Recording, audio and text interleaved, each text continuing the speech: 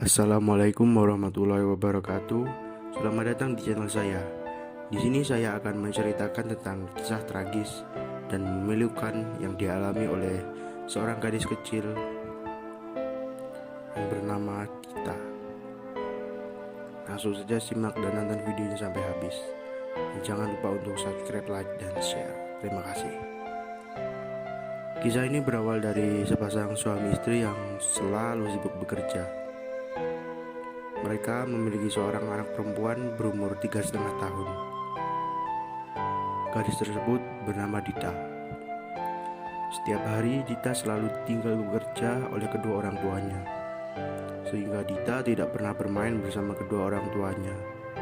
Dan pembantu rumah tangga juga sibuk mengurus pekerjaannya, sehingga Dita tidak punya teman untuk diajak bermain.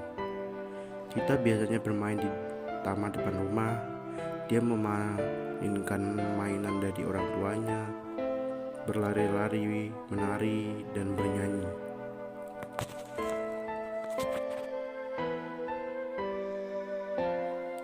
Suatu hari, Dita menemukan sebuah paku yang sudah berkarat, dan kepolosan Dita pun membawanya untuk mencoret-coret lantai dengan paku tersebut.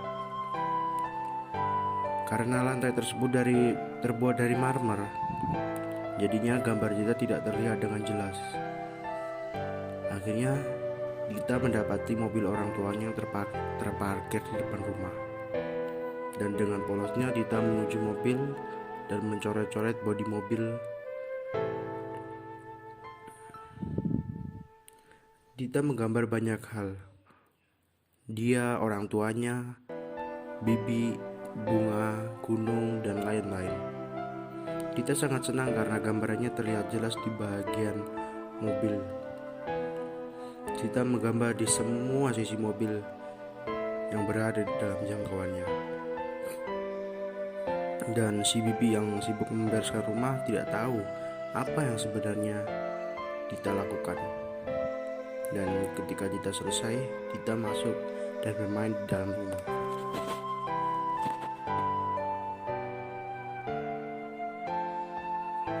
Dan saat sore hari, ayah dan ibu Dita sampai di rumah. Dan ketika ayah Dita mendapati mobilnya penuh dengan coretan, seketika itu pun ayah Dita menjadi emosi dan berteriak-teriak memanggil siapapun yang ada di dalam rumah. Si bibi yang mendengar suara majikannya yang berteriak-teriak seakan-akan sedang marah-marah pun segera meninggalkan dapur dan bergegas menuju keluar. Dan saat seorang majikannya bertanya tentang siapa yang mencoret-coret mobilnya, si bibi mengatakan bahwa ia tidak tahu siapa pelakunya.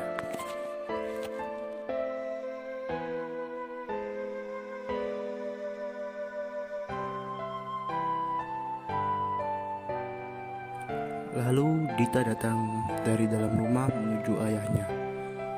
Dita memeluk ayahnya sembari mengatakan bahwa coretan di mobil adalah mahakarya yang ia buat. Mendengar ucapan Dita, ayah Dita pun semakin emosi mengetahui bahwa Dita yang mencoret-coret mobilnya. Ayah Dita pun mengambil ranting kayu dari taman, dan ranting tersebut digunakan untuk memukul tangan Dita. Dita pun merasa kesakitan hingga membuatnya menangis.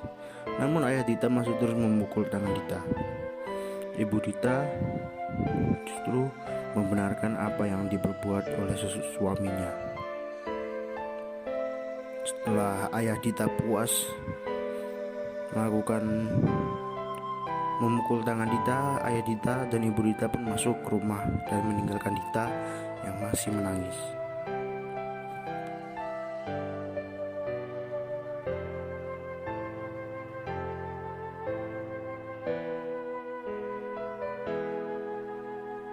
Si bibi yang merasa iba kepada Dita langsung membawa Dita ke kamar dan langsung membersihkan luka Dita.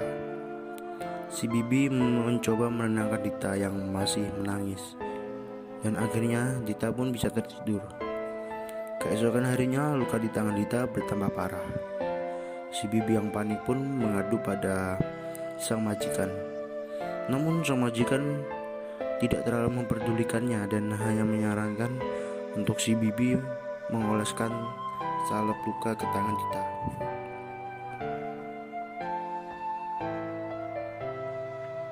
Setelah 3 hari berlalu, suhu badan Dita menjadi tinggi dan si Bibi pun kembali mengadu pada majikannya. Namun dengan sikap yang sama, sang majikan kembali hanya menyarankan agar si Bibi memberikan obat penurun panas kepada Dita. Keesokan harinya, suhu Dita justru bertambah naik dan karena si Bibi sangat khawatir, ia pun mengadu lagi kepada sang majikan. Dan ayah Dita berjanji akan membawa Dita ke klinik setelah pulang kerja nanti. Dan setelah orang tua Dita kembali dari bekerja, Dita pun dibawa ke klinik. Namun dokter menyarankan agar Dita dibawa ke rumah sakit karena keadaan luka di tangan Dita sudah sangat parah.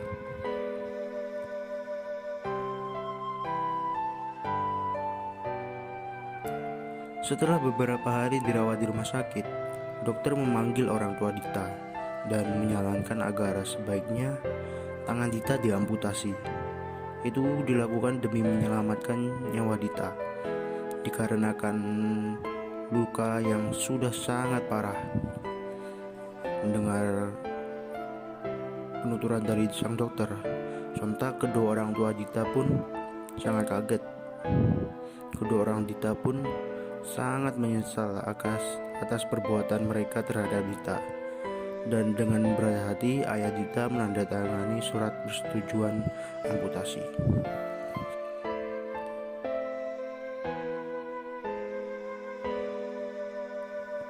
Keesokan harinya, Dita tersadar dan mendapati ayah dan ibunya berada di dekatnya. Namun Dita lebih terkejut mendapati tangannya yang telah diamputasi. Dita pun menangis meminta maaf dan memohon agar tangannya dikembalikan. Sang ayah dan sang ibu pun hanya bisa menangis dan merasakan penyesalan yang sangat mendalam.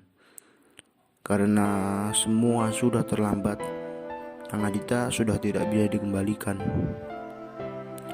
Ya, saya berharap kita bisa mengambil hikmah dari kisah ini dan dapat dijadikan pelajaran. Saya rasa video kali ini cukup sampai di sini. Terima kasih sudah menonton sampai habis. Jangan lupa like, share, dan subscribe. Sekian dari saya. Wassalamualaikum warahmatullahi wabarakatuh.